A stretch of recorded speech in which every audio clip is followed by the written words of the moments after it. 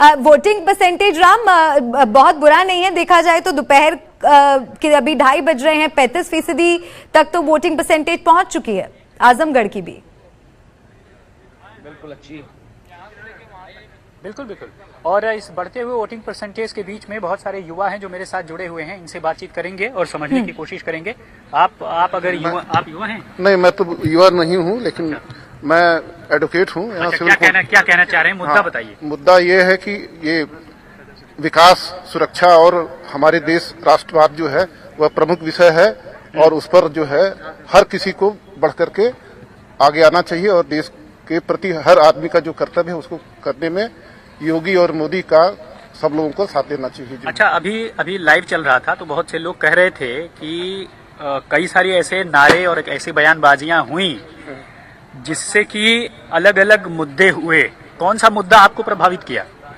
देखिए, हमारे लिए तो जो अगर कहा जाए तो हम एक तरीके से राष्ट्रवाद को ध्यान में रखते हुए वोटिंग किए हैं, और हमारे लिए मुद्दा जो है, जैसे अपने उत्तर प्रदेश की हम बात करेंगे विशेष तौर पे, अगर उसमें से भी उत्तर प्रदेश के अंतर्गत हम आजमगढ़ की बात करेंगे तो जैसे यहाँ पे गुंडागर्दी थी, यहाँ पे गुंडागर्दी इस तरीके से थी कि अगर हम मोबाइल लेके जा रहे हैं तो मोबाइल हम घर तक सेफ नहीं ले जा सकते थे।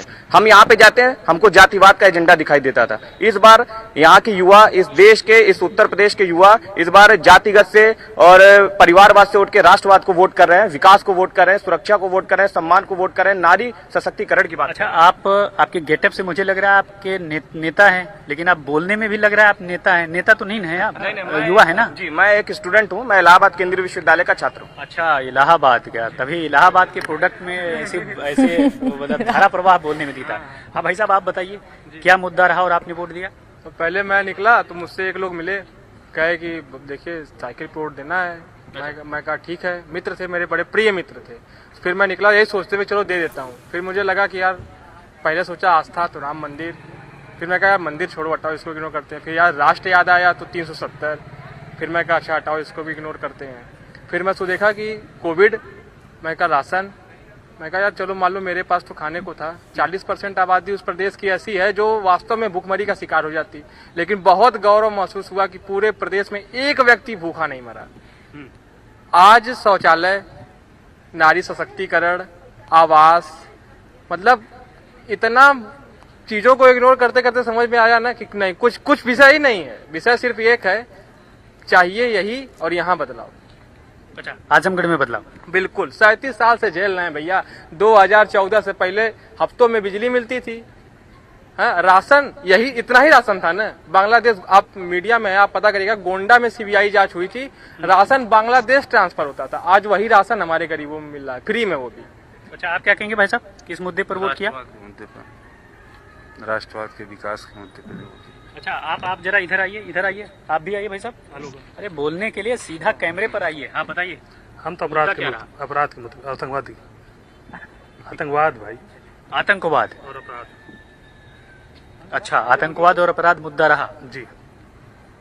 तो आजमगढ़ में तो कुख्यात ले जाया गया उसको उस लेवल पर, और ये ऐसा प्रचारित कर दिया गया कि आजमगढ़ में तो आतंकवादी बसते हैं। कईयों ने तो कहा आतंकी नर्सरी है ये। आतंकगढ़ भी कहा गया इसको। उसी ठप्पे से हम लोग निजात चाहते हैं कि आतंकगढ़ और आतंकवादियों की शरण स्थली न बन पाए आजमगढ़। अच्छा, क्या रहा भैया, यूपी पीसीएस का क्या सवाल था? का क्वेश्चन था, आतंकवाद का अड्डा किसे माना जाता है?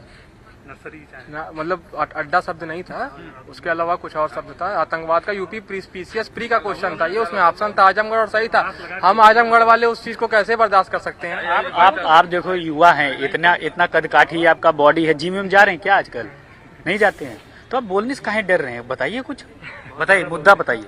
मुद्दा मतलब लॉ एंड ऑर्डर है सबसे बड़ा। लॉ एंड ऑर्डर का मुद्दा, मतलब अभी तक समाजवादी में जो हुआ था, मतलब सबको पता है, जो दंगे हुए थे या फिर जो भी एक कास्ट स्पेसिफिक वायलेंस था, तो अब वो मतलब योगी गवर्नमेंट में कुछ तो है, मतलब वो एक चीज से मतलब बहुत अच्छा है। मतलब अच्छा, मैंने बहुत सारे लोगों से बात की तो लोगों ने कहा कि ऐसा था, पहले सपा और बसपा की लड़ाई होती थी, लेकिन ऐसा पहली बार हुआ है दशकों में जब बीजेपी जो है गिनती में है, यानी कि रेस में है और बहुत टक्कर दे रही है। आप किसके बीच लड़ाई मानते हैं? लड़ाई कुल मिला सपा और भाजपा के बीच ही है। और देखिए मैं बताऊं, लड़ाई कभी ऐसा माहौल नहीं, पिछले 15 साल से मैं विधानसभा का चुनाव देख रहा हूं, जनता दुर्गा को वोट नहीं पसंद नहीं करती है, जिताना नहीं चाहती है, लेकिन मजबूर हो जाती है क्योंकि कोई लड़ ही नहीं पाया था आज तक उनसे मजबूती से। एक ये माहौल ही नहीं बन पाया ना कि ये हार रहे हैं। अच्छा, लेकिन मुझे जो याद आता है कि उनका 40 पिछले बार भी जब जीते थे तो सबसे ज्यादा वोट से जीते थे, 40% वोट से जीते थे। तो अब क्या वोट प्रतिशत बढ़ रहा है क्या? अभी तो रिजल्ट तो आएगा 10 को आए चाहे 11 को आए, उससे नहीं फर्क पड़ता। मैं ये देख रहा हूँ ना कि ये जो जनता निकल के आ रही है ये स्वेच्छा से आ रही है और हटाने के लिए आ रही है। उन्हें इस बार लग गया कि हाँ ये हट रहे हैं तो हमें अपना योगदान देना है उनको हटाने में। अच्छा। एक भी अगर एक व्यक्ति, पता है मैं सोचता हूँ घर की औरत ये सोच रही कि अगर मैं नहीं जा पाई मेरे वोट से, पिछले बार क्या हुआ था, मेरे जाने से क्या होगा, जितना तो उन्हीं को है। अब की बार क्या है ना, कहीं एक वोट का मामला न फंस जाए, मुझे जाना सबसे जरूरी है। ये विचारिक परिवर्तन है। तो ऐसे में तो वोटिंग बहुत बढ़ चढ़कर होनी चाहिए, लेकिन मैं 34% अभी देख रहा हूँ, हालांकि कम नहीं है। हाँ बिल्कुल, 34% आप देख रहे हैं अभी, या आप भी मान रहे हैं कि कम नहीं है, और उस 34% में कितने फीसदी किसके पक्ष में है ये तो 10 तारीख को पता चल जाएगा। अच्छा चलिए, आप बताइए भाई साहब, क्या और कहना चाहेंगे? क्योंकि कई युवा ऐसे भी टकराए, इसी गेट पर मैंने उनसे बात की, उन्होंने कहा कि भैया हमने तो सीटेट 2 बार पास कर लिया, हमने तो एग्जाम भी पास कर लिया, मैं तो क्वालिफाई हूँ, लेकिन कई दफे कई मंचों से कहा गया कि इतने योग्य ही नहीं होते कि वो क्वालिफाई नहीं करते। आप कहेंगे नौकरी मिलती है आजमगढ़ के लोगों को? आजमगढ़ के लोगों को नहीं, पूरे प्रदेश में नौकरियां बंट रही हैं। जो योग्य है उनको मिलेगी, जो योग्य अयोग्य है उनको नहीं मिलेगी। कंपटीशन दे रहे हैं, उसमें कोई पार्शियलिटी है नहीं, ईमानदारी से परीक्षाएं हो रही हैं। अभी तक सबको पता है कि सपा सरकार में चाहे बसपा की सरकार में कैसे परीक्षाएं होती थी। हमको लगता है 1.5 लाख सिपाहियों की भर्ती हुई, लगभग 1.5 लाख शिक्षकों की भर्ती हुई। उसमें आप किसी से एक आदमी से पूछवा दीजिए कि दूरदर्शिता नहीं थी उसमें, कि ईमानदारी से परीक्षा नहीं हुई।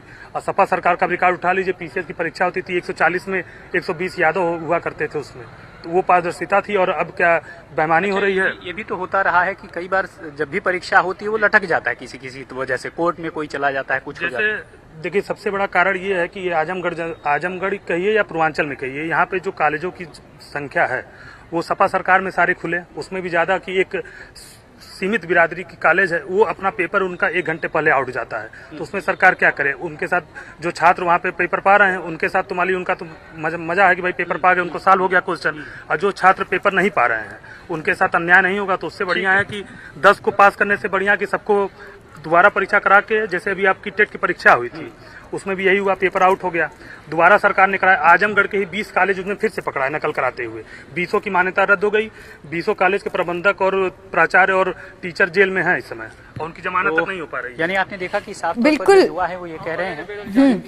बताऊंगा आपको, जैसे बेरोजगारी, सरकारी नौकरी की बात करें, आपने देखा पिछले 4.5 सालों में 2.5 साल कोरोना में बीत गए, 2 सालों में लगभग 4 लाख सरकारी नौकरियां आई।